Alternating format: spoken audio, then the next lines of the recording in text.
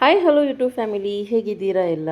ಬನ್ನಿ, ನಾನಿವತ್ತು ನಮ್ಮ ಮನೆಗೆ ಅಂದರೆ ನನ್ನ ಒಂದು ಪುಟ್ಟ ಲೋಕಕ್ಕೆ ಒಂದು ಹೊಸ ಐಟಮ್ ಆ್ಯಡ್ ಆಗ್ತಿದೆ. ಇದು ಆಗ್ರೋ ಅವ್ರದ್ದು. ಇದು ಪ್ರಮೋಷನಲ್ ವೀಡಿಯೋ ಅಲ್ಲ. ನೈಟ್ ಇದು ಪಾರ್ಸಲ್ ಬಂತು. ಈ ಜನವರಿ ಫಸ್ಟಿಗೆ ಏನೂ ತೊಗೊಂಡಿರಲಿಲ್ಲ. ಐ ಮೀನ್, ನಾವು ವರ್ಷವಿಡೀ ಏನೂ ಪರ್ಚೇಸ್ ಮಾಡಿಲ್ಲ. ಸೊ ವರ್ಷಕ್ಕೆ ಒಂದ್ಸಲಿನೇ ಪರ್ಚೇಸ್ ಮಾಡೋದು ನಾವು. ಗೊತ್ತಲ್ಲ, ಮಿಡಲ್ ಕ್ಲಾಸ್ ಜೀವನ ಹೇಗಿರುತ್ತೆ ಅಂತ. ಎಲ್ಲದಕ್ಕೂ ಲೆಕ್ಕ ಹಾಕ್ತೀವಿ. ಮತ್ತು ಇರಬೇಕು ಕಾಸು, ಹಂಗೆ ಇದ್ದರೆ ಎಲ್ಲ ತಗೋಬೋದು. ಬಟ್ ನಾವು ವರ್ಷಕ್ಕೆ ಒಂದೇ ಸರಿ ಏನಾದರೂ ಪರ್ಚೇಸ್ ಮಾಡಬೇಕು ಅಂದರೆ ಆ ಸ್ವಲ್ಪ ಸ್ವಲ್ಪ ದುಡ್ಡು ಕೂಡಿಟ್ಟು, ಆ ಕೂಡಿಟ್ಟಿರೋ ದುಡ್ಡಲ್ಲಿ ನಾನು ಇವತ್ತು ಏರ್ ಫ್ರೈಯರ್ ತೊಗೊಂಡೆ ಅನ್ಬೋದು. ಇನ್ವೆಸ್ಟ್ಮೆಂಟಿಗೆ ಪರ್ಪಸ್ಸಿಗೆ ಏನಾದರೂ ಇನ್ವೆಸ್ಟ್ ಮಾಡ್ಬೋದಾಗಿತ್ತು ಗೋಲ್ಡ್ ಗಿಲ್ಗೆ ಅಂತ.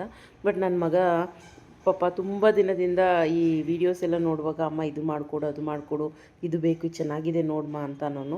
ಮತ್ತು ನಮಗೂ ಕೂಡ ಯಾಕೋ ಆಯಿಲ್ ಕಂಟ್ರೋಲ್ ಮಾಡಬೇಕು ಅನ್ನೋ ಒಂದು ಕಾನ್ಸೆಪ್ಟ್ ತಲೆಯಲ್ಲಿತ್ತು. ಸೊ ಹಾಗಾಗಿ ಏರ್ ಫ್ರೈಯರ್ ತೊಗೊಂಡ್ರೆ ಅವನಿಗೆ ಬೇಕಾಗಿರೋದು ಆಗುತ್ತೆ, ಆಯಿಲ್ ಕಂಟ್ರೋಲ್ ಮಾಡ್ದಂಗೂ ಆಗುತ್ತೆ ಅಂತ ಹೇಳಿ ಸೊ ಡಿಸೈಡ್ ಮಾಡಿ ಏರ್ ಫ್ರೈಯರ್ನ ತೊಗೊಂಡ್ವಿ. ನನ್ನ ಮಗ ಇಲ್ಲಿ ನೋಡಿ ಎಲ್ಲನೂ ನೀಟಾಗಿ ಜೋಡಿಸಿಡ್ತಾ ಇದ್ದಾರೆ.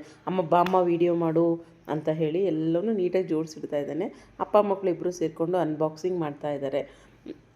ಇದು ಸ್ವಲ್ಪ ಓಕೆ, ಚೆನ್ನಾಗಿದೆ, ತುಂಬ ಚೆನ್ನಾಗಿದೆ. ನಮಗೆ ಇದು ಹೊಸದಾಗಿರೋದ್ರಿಂದ ನಾನು ಇದ್ರ ಬಗ್ಗೆ ನನಗೇನು ಐಡಿಯಾನೇ ಇಲ್ಲ ಬಿಡಿ. ನನಗೆ ಏರ್ ಫ್ರೈಯರ್ ಅಂದರೆ ಅದ್ರ ಬಗ್ಗೆ ಐಡಿಯಾನೇ ಇಲ್ಲ. ನಮ್ಮ ಮನೆಯವ್ರಿಗೆ ಈ ಥರ ಎಲೆಕ್ಟ್ರಾನಿಕ್ಸ್ ಐಟಮ್ಸ್ ಅಂದರೆ ತುಂಬ ಇಂಟ್ರೆಸ್ಟ್, ಮತ್ತು ಅವ್ರು ಚೆನ್ನಾಗಿ ಹ್ಯಾಂಡಲ್ ಮಾಡ್ತಾರೆ. ನೋಡಿ, ನಮ್ಮ ಮನೇಲಿ ಫ್ರಿಜ್ ಕೂಡ ಇದೇ ಕಲರು. ಈಗ ಏರ್ ಫ್ರೈಯರ್ ಕೂಡ ಇದೇ ಕಲರ್ ತೊಗೊಂಡಿದ್ದೀವಿ. ಇದು ಸ್ಮಾಲ್ ಓವನ್ ಅಂತಲೇ ಹೇಳ್ಬೋದು.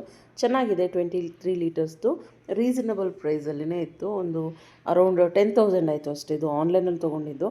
ಆನ್ಲೈನಲ್ಲಿ ತೊಗೊಂಡು ಬಂದಿದ್ದರಿಂದ ಸೊ ಫಸ್ಟು ನಾವು ಚೆಕ್ ಮಾಡೋದೇ ಏನಾದ್ರು ಡೆಂಟ್ ಆಗಿದೆಯಾ, ಏನಾದ್ರು ಪ್ರಾಬ್ಲಮ್ ಆಗಿದೆಯಾ ಅಂತೇಳಿ ನಾವು ಎಲ್ಲ ನೋಡಿದ್ವಿ. ಸುತ್ತಲೂ ಡೆಂಟ್ ಆಗಿದೆಯಾ, ಏನಾಗಿದೆ ಫುಲ್ ನೋಡಿದ್ವಿ. ಅಥವಾ ಏನಾದ್ರು ಫಿನಿಷಿಂಗಲ್ಲಿ ಪ್ರಾಬ್ಲಮ್ ಆಗಿದೆಯಾ ಅಂತೇಳಿ. ಬಟ್ ಅಸೆಸರೀಸ್ ಕೊಡೋದ್ರಲ್ಲಿ 2 ನಟ್ಟೇನೋ ಮಿಸ್ ಆಗಿತ್ತು. ಅದನ್ನು ಕಂಪ್ಲೇಂಟ್ ಲಾಗ್ ಮಾಡಬೇಕು. ಮತ್ತು ಇನ್ನೊಂದು, ನಾನು ಸ್ವಲ್ಪ ಇದೆಲ್ಲ ಓಪನ್ ಇತ್ತಲ್ಲ, ಇದೇನು ಹೀಗಾಗಿದೆ ಅಂತ ಕೇಳಿದಾಗ ಅವ್ರು ಹೇಳಿದ್ರು, ಇಲ್ಲ ಅದು ಫಿನಿಷಿಂಗಲ್ಲಿ ಆ ಥರ ಆಗಿರುತ್ತೆ, ಬಟ್ ಏನೂ ಪ್ರಾಬ್ಲಮ್ ಇಲ್ಲ, ಚೆನ್ನಾಗಿರುತ್ತೆ, ಏನಾಗಲ್ಲ ಅಂತ ಹೇಳಿದ್ರು. ಬಟ್ ಚೆನ್ನಾಗಿದೆ. ಮತ್ತು ಇನ್ನು ನಮ್ಮನೆಯವ್ರು ಇವತ್ತು ಬಂದಿದ್ದೆ, ಫಸ್ಟ್ ತೊಗೊಂಬಂದಿದ್ದಿನ ಕೇಕ್ ಮಾಡೋಣ ಅಂತ ಹೇಳಿ ಆಲ್ರೆಡಿ ಪ್ರಿಪ್ರೇಷನ್ ಮಾಡಿ ಇಟ್ಕೊಂಡ್ಬಿಟ್ಟಿದ್ರು. ಕೇಕ್ ಏನು ಅಷ್ಟು ಚೆನ್ನಾಗಿ ಬಂದಿಲ್ಲ, ಬಿಕಾಸ್ ಏರ್ ಫ್ರೈಯರ್ ಪ್ರಾಬ್ಲಮ್ ಅಲ್ಲ, ನಮಗೆ ಮಾಡೋಕ್ಕೆ ಬಂದಿಲ್ಲ. ನಾವು ಯಾವತ್ತೂ ಕೇಕ್ ಮಾಡಿಲ್ಲ, ಇದೇ first time. But first time try ಮಾಡಿದ್ರಿಂದ ಅಂದಾಜು ನಿಮಗೆ ತೋರಿಸೋಷ್ಟು ಚೆನ್ನಾಗಿ ಬಂದಿಲ್ಲ, ಆದ್ರೂ ತಿನ್ನೋದಕ್ಕೆ ಚೆನ್ನಾಗಿದೆ. ಟೇಸ್ಟ್ ವೈಸ್ ಸಖತ್ತಾಗಿ ಬಂದಿದೆ. ಸ್ವಲ್ಪ ಶೇಪ್ಲೆಸ್ ಆಗಿ ಬಂದಿದೆ, ಹಾಗಾಗಿ ತೋರಿಸ್ಲಿಲ್ಲ ನಾನು. ನೆಕ್ಸ್ಟ್ ಇದೆಲ್ಲ ನೋಡಿ, ಕಂಬಿಗಳು, ಇದೆಲ್ಲ ಹೀಟ್ ಕಂಬಿಗಳು, ಫ್ಯಾನು ಮತ್ತು ಲೈಟು ಒಳಗಡೆ.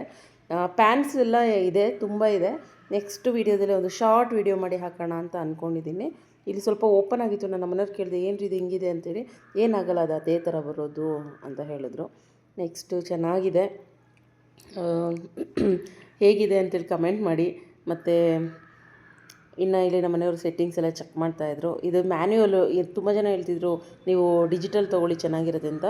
ಇಲ್ಲಿ ಒಳಗಡೆ ಎಲ್ಲ ಹೋಗಿ ಬರುವಾಗ ವೀರು ಸ್ವಲ್ಪ ಮುಟ್ಟೋದು ಜಾಸ್ತಿ, ಹಾಗಾಗಿ ಅವನೇನಾದ್ರು ಮುಟ್ಬಿಟ್ರೆ ಅಂತೇಳಿ ನಾನು ಮ್ಯಾನ್ಯುವಲ್ ತೊಗೊಂಡೆ. ಡಿಜಿಟಲ್ ಬೇಡ, ಅವ್ನು ತುಂಬ ಪ್ರೆಸ್ ಮಾಡೋದೆಲ್ಲ ಮಾಡ್ತಾನೆ. ಹಾಗಾಗಿ ಮೊನ್ನೆ ಫ್ರಿಜ್ದು ಕೂಡ ಪ್ರೆಸ್ ಮಾಡಿ ಟೈಮಿಂಗ್ಸ್ ಎಲ್ಲ ಸೆಟ್ ಮಾಡಿಬಿಟ್ಟಿದ್ದೆ, ನಾನು ಅಬ್ಸರ್ವ್ ಮಾಡಿರಲಿಲ್ಲ.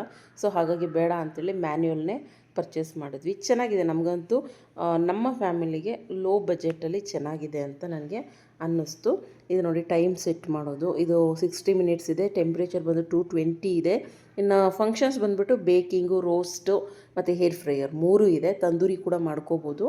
ತುಂಬ ಚೆನ್ನಾಗಿದೆ.